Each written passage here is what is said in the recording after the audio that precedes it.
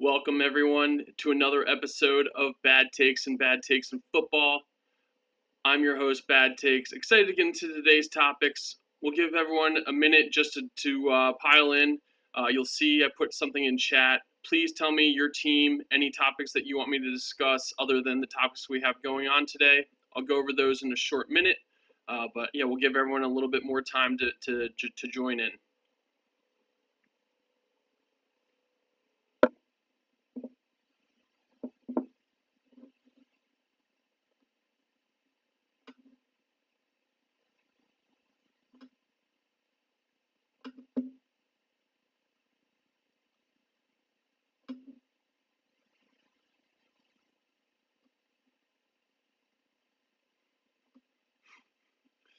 That's right.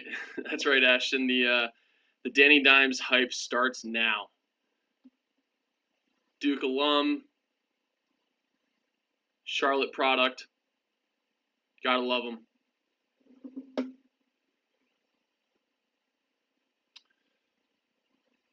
All right, let's go ahead and get started.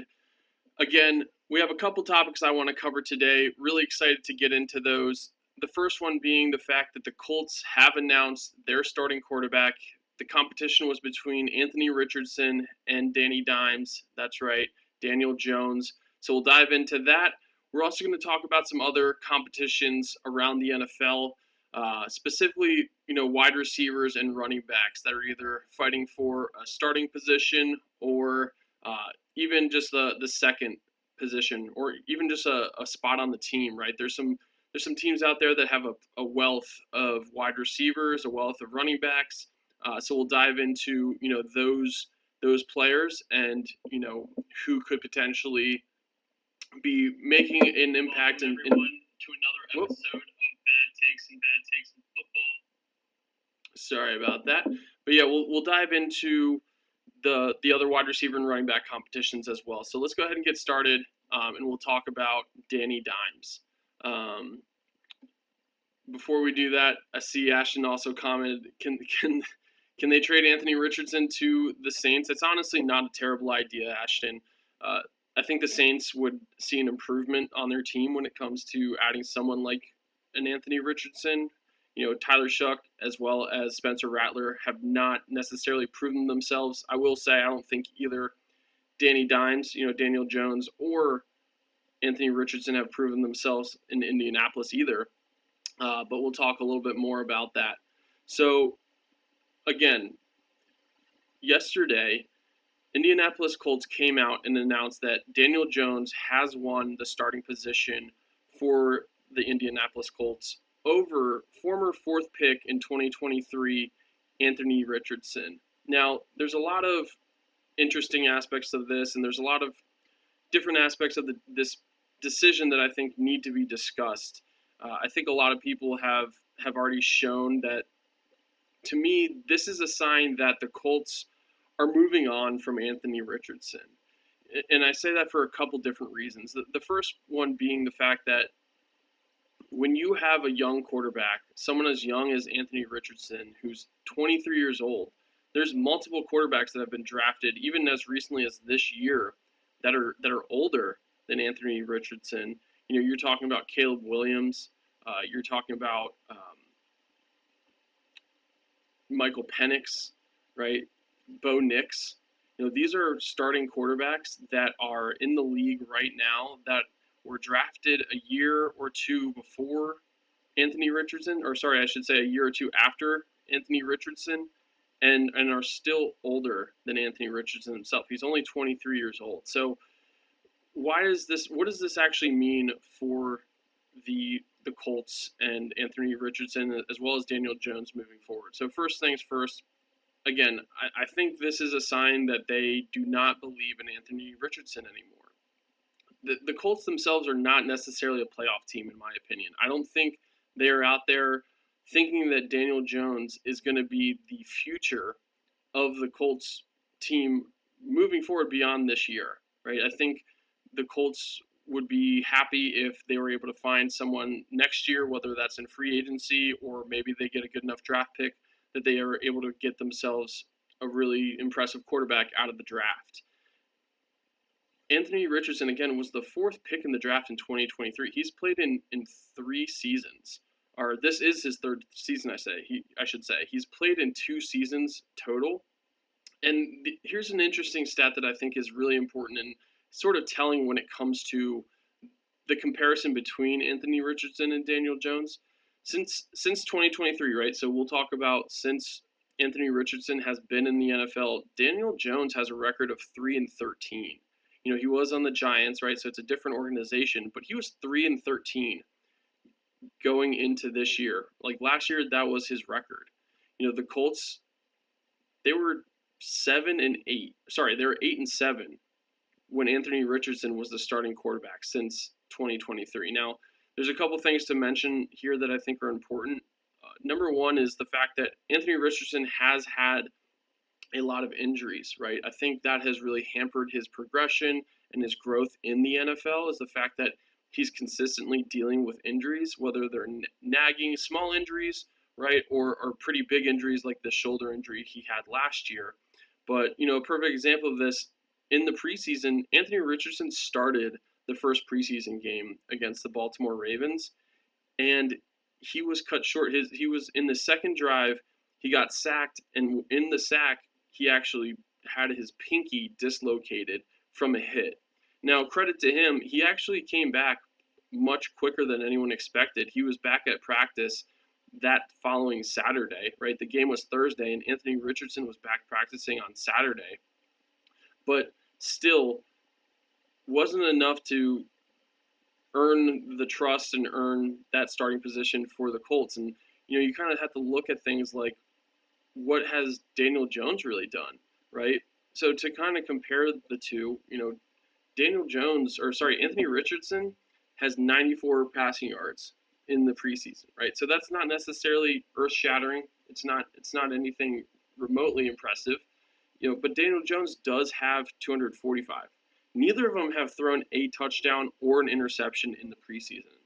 So what that's telling you is they're not necessarily winning you games, but they're also not losing you games. They're both seem to be what I would consider to be a serviceable quarterback or a game manager type of quarterback, right?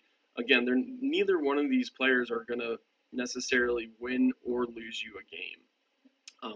But for me, when you chose Daniel Jones as the starting quarterback, it 100% means that they're moving on from Anthony Richardson. You can't necessarily look at a third-year quarterback that you invested that much into and say, hey, don't worry, we're just giving Daniel Jones a shot.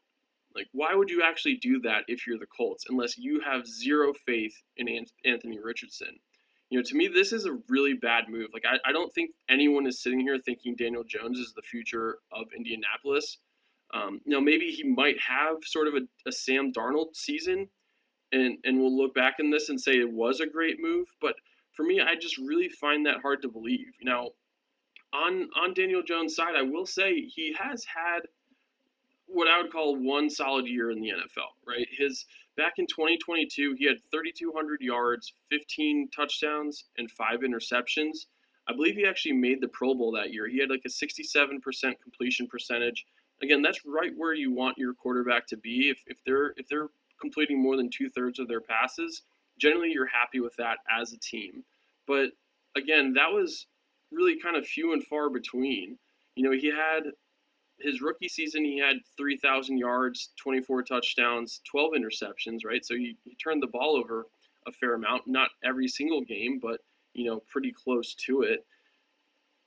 So again, I'm saying all to say, like, Daniel Jones has done nothing to show that he is a franchise quarterback or he could be the future of really any NFL team.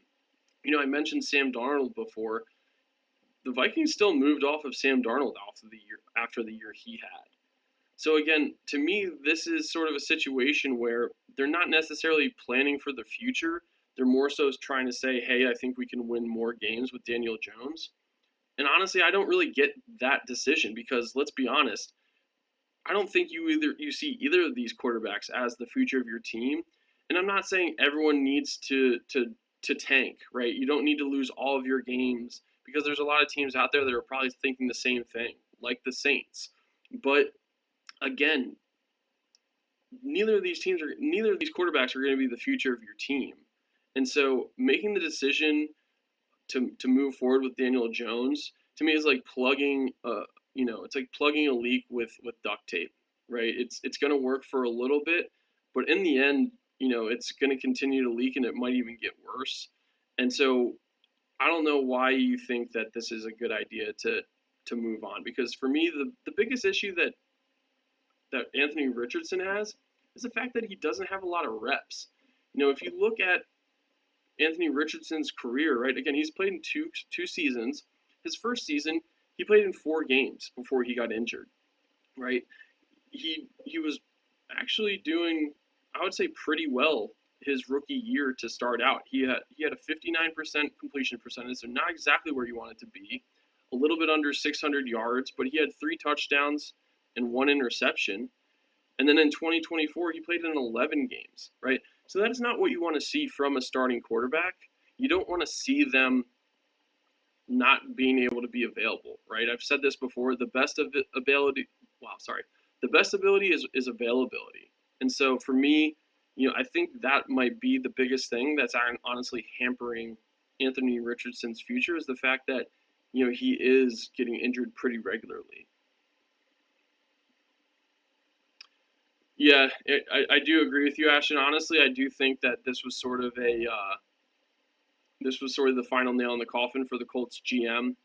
I think he's made some pretty bad decisions with this team in the past. Anthony Richardson being drafted was a bad decision, and now even not even giving him enough chance to actually show that he actually deserves this is a big aspect of this, because let's be honest, he's had 348 attempts in his entire career as a starting quarterback, right? So in 2 years, 348 attempts.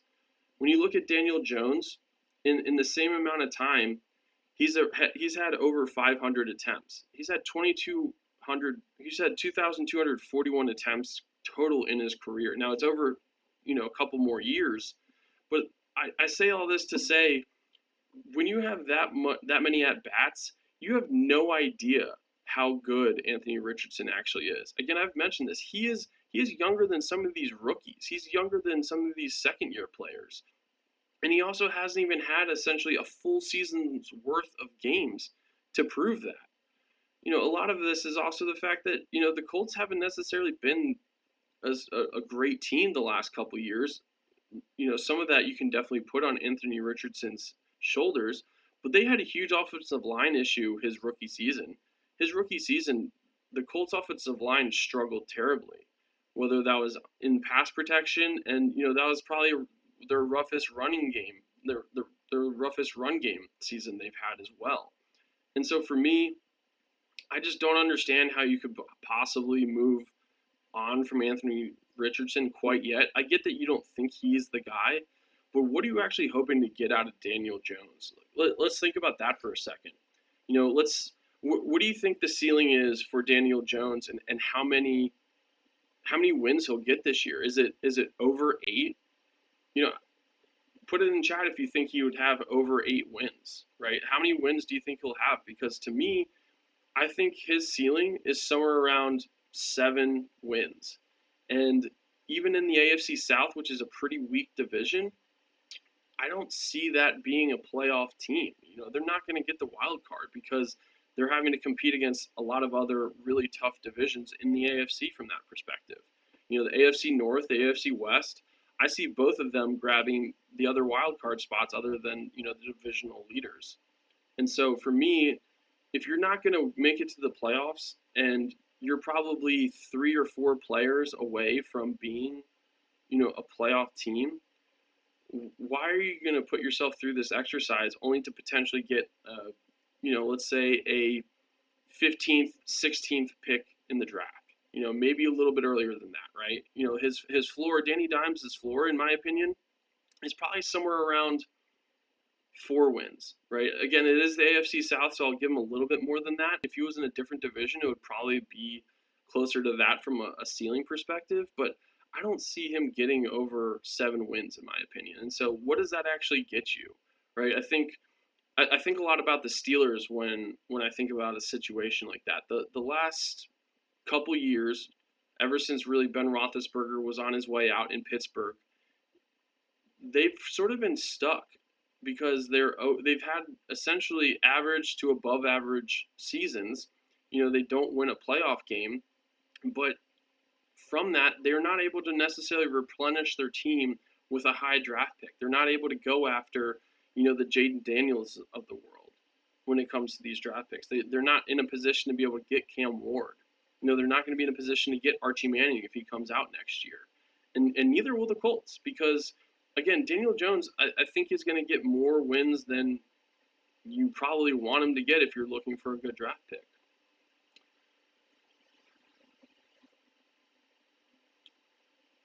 Some other, again, like competitions that I want to talk about when it comes to the NFL is I'm going to focus a little bit more on wide receivers as well as running backs. And this first one specifically that I want to talk about is the Cincinnati Bengals. The Cincinnati Bengals to me have probably the deepest wide receiver room in the NFL. I don't even know if it's close. If you saw that game against the Commanders in the preseason Monday night, you saw this. They even when the starters were not on the field, they still had playmakers out there. And the guy that I think is most interesting, and even as a Ravens fan, I'm going to say this, the guy that I want to make this team and have a big impact on the Bengals is Mitchell Tinsley. Mitchell Tinsley, as it sits, is behind 8 wide receivers on that depth chart. Now, keep in mind, they generally don't update that depth chart until probably after the third preseason game. They release one before preseason game 1, and they're not updating it pretty as regularly. They used to, I'd say, a while ago. I don't know if you remember, like 3, 4, 5 years back, they used to have a lot more of a segmented cutting schedule. Like in the NFL, teams had to go from 96 players to 75 players to 65 and then to 53, right? There was sort of, they segmented it out. Now it's much more of like you're on the team until they make final cuts, right? They just have one long, really big cut process essentially in the NFL.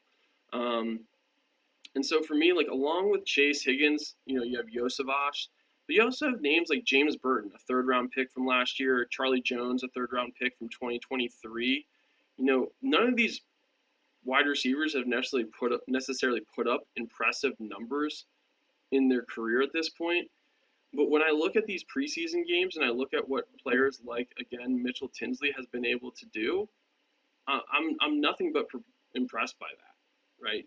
I'll go ahead and dive into it a little bit, but he's had 6 receptions for 88 yards and 2 touchdowns so far in the preseason. And the biggest factor to me in this is the touchdowns, right? I mentioned this in a previous video, but again, in that Monday Night Football game, Jake Browning first it was a great pass, but Mitchell Tinsley probably had the greatest catch of the preseason in that game against the Commanders. And it was a beautiful toe tap right in the back of the end zone. So again, for me, I'm looking at these other receivers that they have, right? So let's talk a little bit more about Jermaine Burton. Jermaine Burton, in his career, he's had 14 targets. He's had 4 catches for 107 yards and no touchdowns, right? Again, he is a second-year player, and he's behind players like Higgins, like Chase, like Yosavash. But at the same time, you're a third-round pick, and so at this point, you're going to be expected to produce this year. And so far in the preseason, all he has is 1 catch for 3 yards.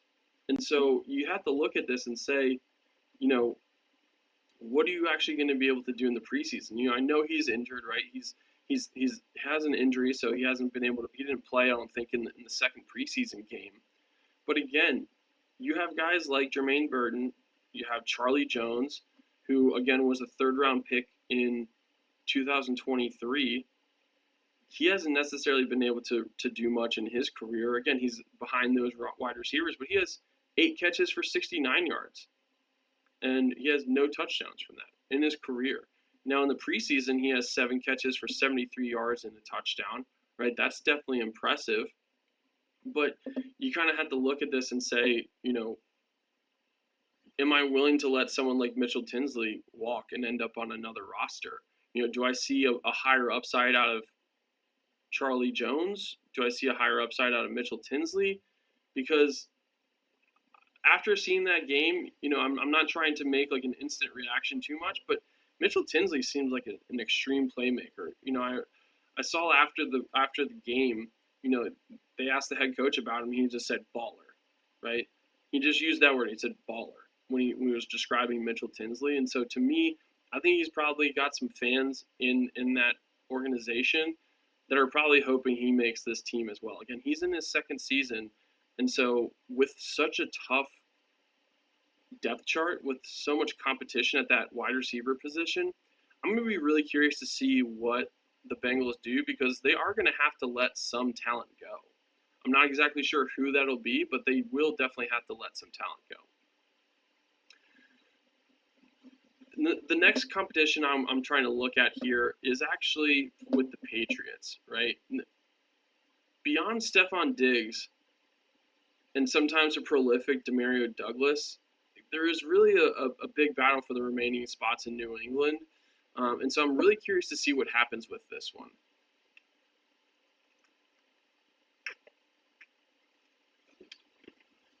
A major issue they're having in New England when it comes to these battles is the fact that they have so many injuries at the wide receiver position, right? I'm talking about Kyle Williams, Stephon Diggs, Kendrick Bourne.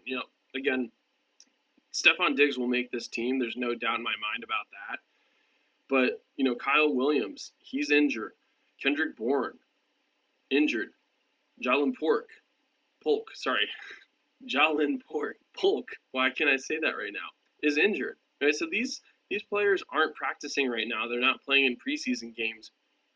But you have just like a huge, I would say, like you have a huge drop off between Stephon Diggs and then Demario Douglas. And then after Demario Douglas, in my opinion, there's a huge drop off. And you have like a very deep sort of middle tier sort of wide receiver. Now, none of these guys have necessarily done much to impress in their careers either, and I'll talk a little bit more about that. But Kyle Williams, he is a third round pick, right? Kyle Williams is a third round pick. They drafted him 69th overall out of Washington State, and he had a really good year his senior year. He had over 1,100 yards, almost 1,200, and 14 touchdowns. In the preseason, he's had 3 catches for 24 yards, though, right? So that's not necessarily anything to be super excited about. I'm talking about Keyshawn Butte. He's got 1 reception for 8 yards, and in his career, he's got a total of 45 receptions for 608 yards and 3 touchdowns. Right, that's a 6th-round pick that they were expecting, I think, a little bit more out of the last couple of years. They were really excited about him when they got him in the draft, even though he was a later draft pick. He showed flashes, especially last year. But again, Keyshawn Butte, is he wide receiver number 3?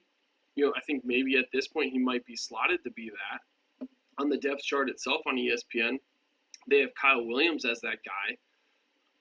And then you have someone like Matt Collins. Matt Collins, he's been around, right? He's been what I would say to be a proven consistent wide receiver. He's not a game changer.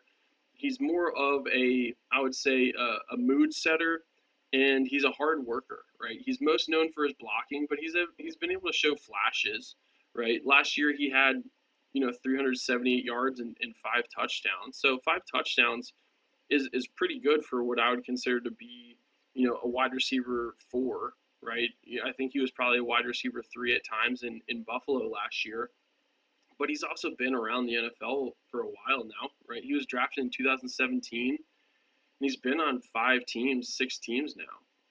So for me, you have to kind of weigh the options when it comes to some of these wide receivers, because you have a bunch of younger wide receivers, right? 2nd, 3rd, and 1st-year wide receivers competing with a guy that's been in the league since 2017 for probably that 3rd and 4th wide receiver spot. I'm also not sure how many wide receivers that, the Patriots are going to keep. When I think of Mike Vrabel, I don't think of like a prolific passing offense. He definitely relies mostly on the run. At least he used to. That might just be because he had Derrick Henry, but again, he produced on the run game, and that's what got him to the AFC Championship one year, right? Ryan Tannehill was the quarterback then. They did have A.J. Brown at the time, and he was a great wide receiver, but Mike Vrabel is definitely more of a defensive-minded and run game-minded coach. And so for me, I'm not sure how many wide receivers the Patriots are going to keep on this team. Again, I'm talking about Keyshawn Butte, Matt Collins, Jalen Polk, Javon Baker, right? I haven't even talked about Javon Baker yet, but Javon Baker, again, he was a pretty early draft pick for the Patriots. He was drafted in the 4th round, 110th overall last year. He didn't necessarily have the career he was looking for last year either. He had 1 catch for 12 yards, right? That's not necessarily going to keep you on any roster when that's what you produce in a given year. Again, he's younger though, and so you have to wonder, like, how do you weigh that? Like, how do you make that decision if you're the New England Patriots? To me, the only option that some of these players are going to have is being solid special teams players. Because again, you also have people like Jalen Polk. Jalen Polk, he was drafted in the 2nd round last year, and he's had 12 receptions for 87 yards and 2 touchdowns. That's not going to keep you on a team. That's not something that Mike Vrabel is looking at and saying, oh, this is going to be a guy for me. This guy is really going to change our season next year.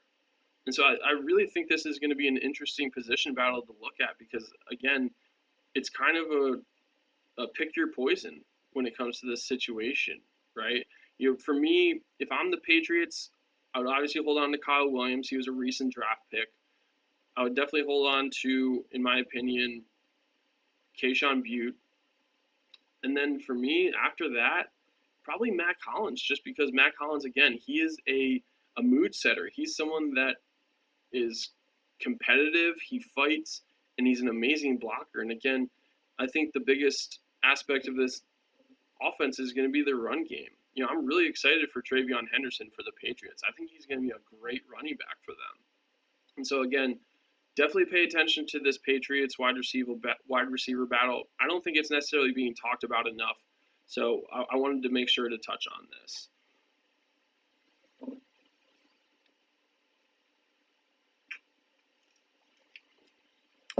Going into this next battle I think has been talked about a lot more. And this one specifically, what I'm referring to is the Steelers' number 2 wide receiver competition.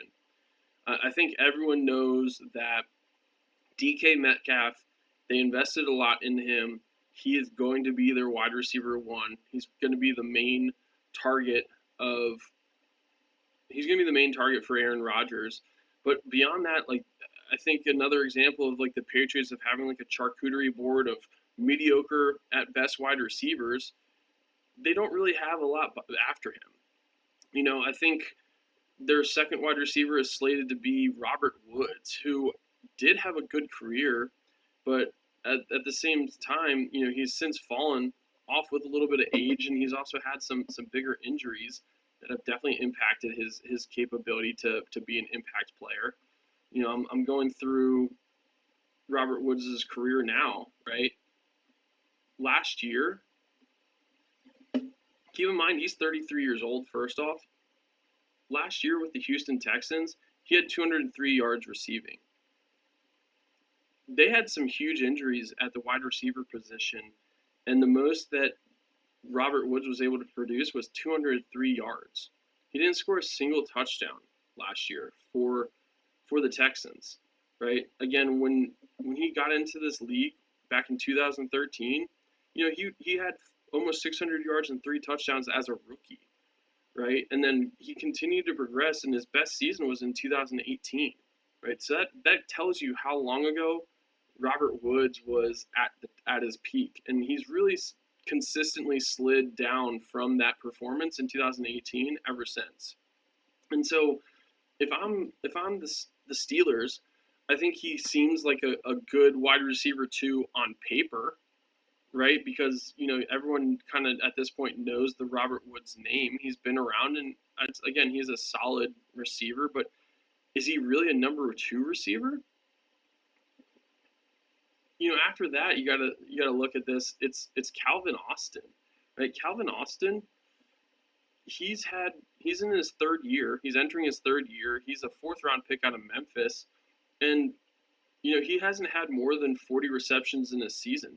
His peak was last year, where he had 36 receptions for 548 yards and 4 touchdowns, right? And that was on a Steelers team that I would say didn't necessarily have the best wide receiver one. Like George Pickens, he had his moments. George Pickens had times where he was targeted like 12 times in a game, but there are also games where he wasn't targeted at all. That's why the Steelers let him go, because he wasn't consistent. They didn't like his attitude in the locker room. And so you have someone like Calvin Austin who definitely took advantage of the opportunity he had last year.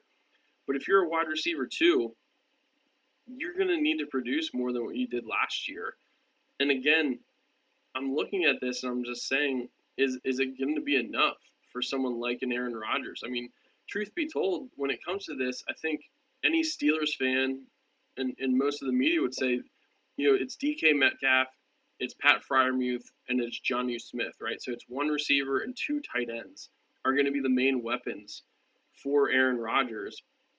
The one interesting aspect when it comes to that is the fact that, are you going to run a 2 tight end set on a regular basis? Because that definitely is going to allude to the fact of what you're doing on a pretty regular basis. And again, what happens when you have a 3 wide receiver set? Who are those 3 wide receivers? I just struggle to believe that Calvin Austin and Robert Woods are the answers from that perspective. The other issue with this is the fact that the other guy behind them is Scotty Miller. Scotty Miller had a whopping 69 yards last year, right? That is not going to help you win any games when you had a total of 5 receptions for 69 yards. Again, no touchdowns for Scotty Miller either. He's a little bit older. He's 28 years old. He's been around the NFL. He's been on 3 teams at this point. He had, I would say, his most solid season back in 2020, but beyond that, he hasn't really produced much. In 2023 with the Falcons, he had 161 yards. Right? Is that the wide receiver too? Definitely not, in my opinion. And then you have Roman Wilson, who didn't record anything last year. He was a 2nd-round pick for them out of Michigan, right? Roman Wilson. He was a 3rd-round pick out of Michigan. He didn't do anything for them last year because of injuries. He wasn't injured the entire season, but when he still was available, he didn't get any touches or any opportunities. He's had 4 catches for 96 yards so far in this preseason and no touchdowns. Now, he is averaging 24 yards a catch, which is exciting when you think about it, but at the same time, it's not a lot of at-bats, right? And so I haven't heard a lot of excitement or people talking about Roman Wilson other than the fact that they hope he steps up. And generally when people are just saying hopeful things, like I hope he steps up or they hope that he can contribute this year, that's not a lot of confidence. That's not a head coach or offensive coordinator or the wide receiver coach coming out and saying, hey, guys, watch out. Roman Wilson is coming this year. Because to me, he's definitely not. And the last guy that's even considered to be having an opportunity of even making this team is Ben Skowronek, who matched Scotty Miller's numbers last year with 69 yards. Like, I can't believe that's even a theme. The fact that these receivers are totaling 69 yards in a given season, and we're talking about it. But that's sort of the position that the Steelers' passing game is in. For me, I'm worried about this Steelers team for one reason only. It's the fact that you have an older quarterback, an unproven run game. I guess it's more than one reason, but you have an older quarterback with an unproven run game, and you have unproven wide receivers, right? They're sort of the opposite of the Cincinnati Bengals in the sense that the Steelers invest heavily in their defense. Most of their money's in their defense. They acquired Jalen Ramsey and gave him a contract extension.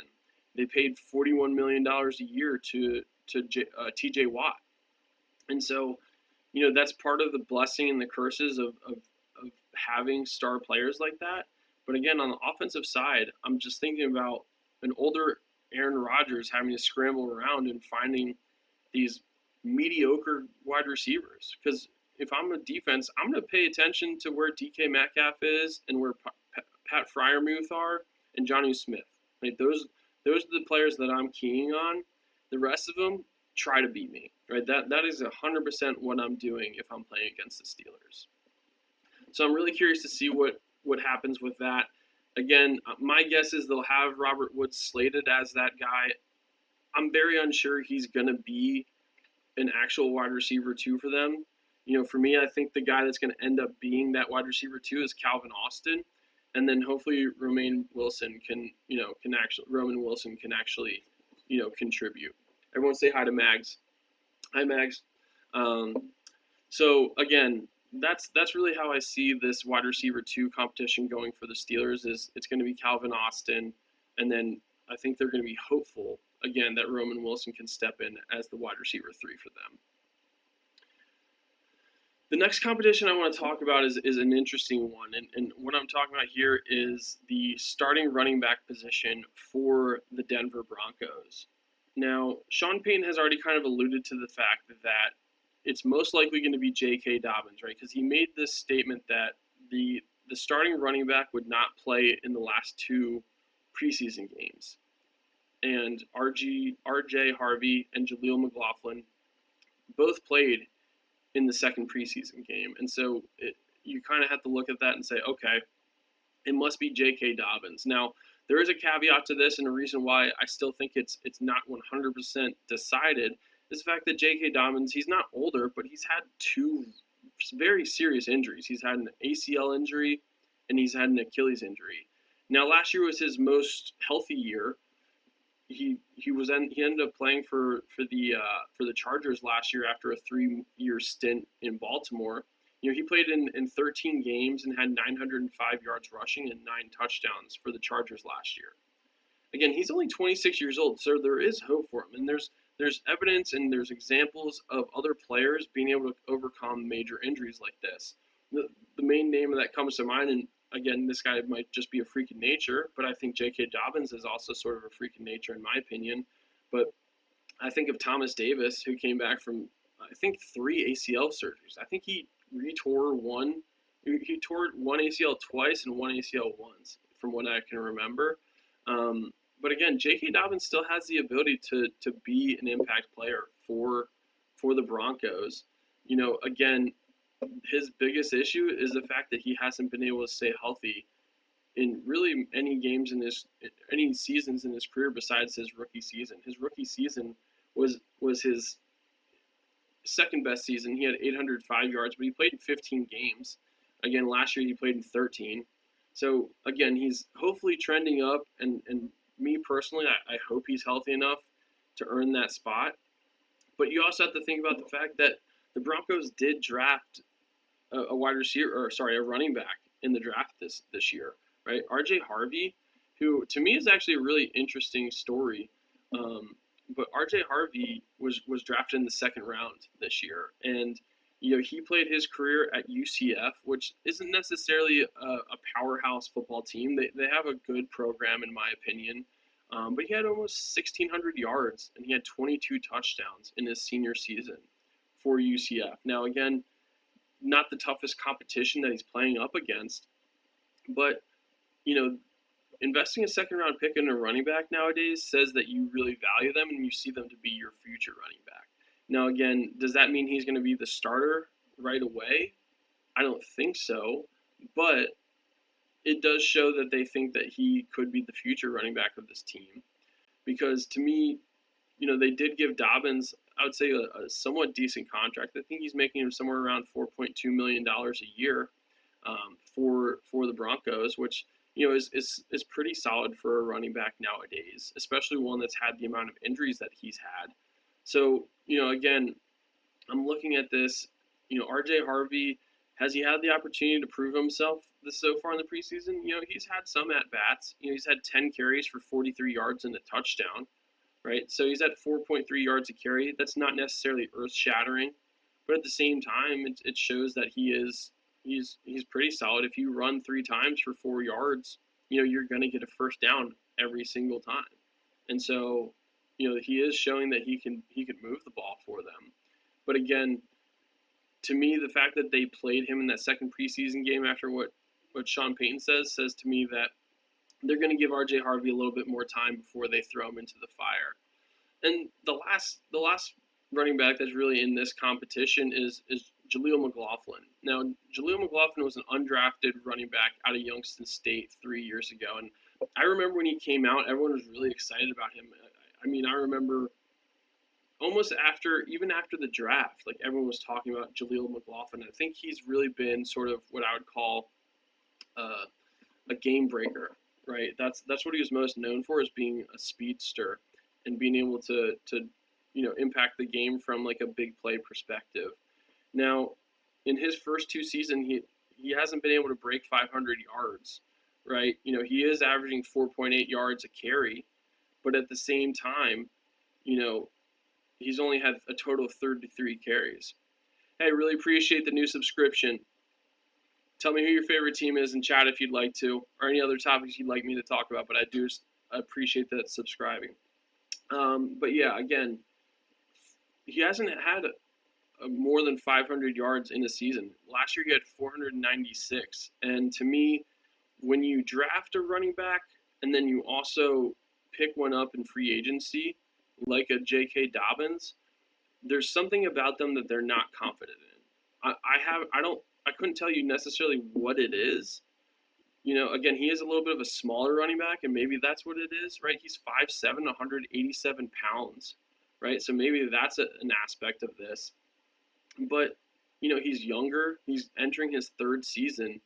And, again, like, they didn't have to necessarily, I would say, invest a lot in order to keep him or to get him. And so why invest that much into someone else when, as a Broncos team, they are a playoff team, first off, right? I think that's important to mention.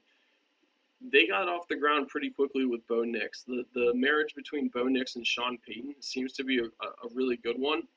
I think there's a lot of hope this year when it comes to the Broncos. I think the biggest concern when it comes to the Broncos is the fact that they're in the same division as the Chargers and as the Chiefs. I think both of those teams have a really good opportunity to be playoff teams.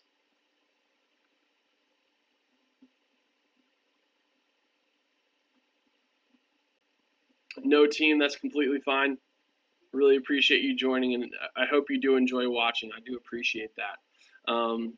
But yeah, so again, getting back to Jaleel McLaughlin, like, they invested in other wide receivers. So to me, that says something, right? That tells me that there's something that's missing that they're not seeing from Jaleel McLaughlin. So again, I expect to see J.K. Dobbins as the starter.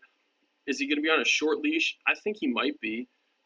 I also think he's probably just competing against himself when it comes to injuries. That's probably his biggest issue. But again, R.J. Harvey will probably be that number 2 and competing for that starting position. So we'll see what R.J. Harvey is able to do in the first couple regular season games. I think that's going to be the most telling aspect. There's always a caveat when it comes to the preseason. A lot of times, you're not necessarily playing against the best competition, right?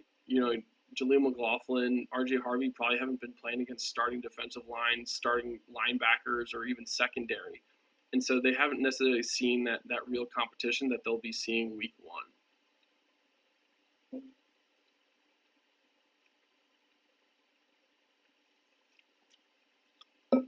Next competition I'm going to go over, and it's actually the last competition, but I'm going to talk a little bit about the Commanders starting running backs position. And there's a couple reasons why I want to talk about this, and the first one actually being the fact that the Washington Commanders are shopping Brian Robinson Jr. right now. Brian Robinson Jr.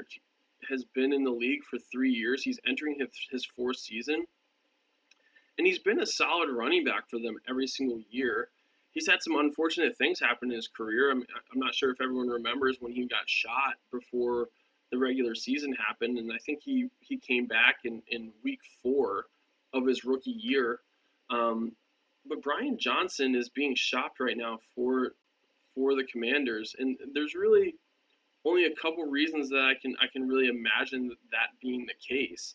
And they kind of alluded to this in the preseason game against the Bengals, but they seem to be very excited about players like Ja'Cory Krosky-Merritt, right? And I'll talk a little bit more about him, but again, I just find it really interesting that you're going to try to release or trade, I should say, a running back that's every single year of his career has gotten over 700 yards. He hasn't been able to top 800 yet. Last year he had 799 yards and 8 touchdowns. But having 8 touchdowns, that's production right there, right? I think any team would be happy with a running back getting 8 touchdowns in a game. The other competition when it comes to this is Austin Eckler. And, for me, Austin Eckler is getting older. He's 30 years old, and in my opinion, like I would kind of consider him to be a smaller running back. He's 5'9", 200 pounds. Again, he's 30 years old. And again, he's had consistent drop off really since 2022. Right? 2022, he had 915 yards and 13 touchdowns. That's a great year. He's also known for his receptions, though, and from a receiving perspective in 2022, he had 722 yards and 5 touchdowns. Right? So that's 18 total touchdowns, and you're talking about over essentially 1,400 yards total. Right? That's impressive. But again, that was in 2022.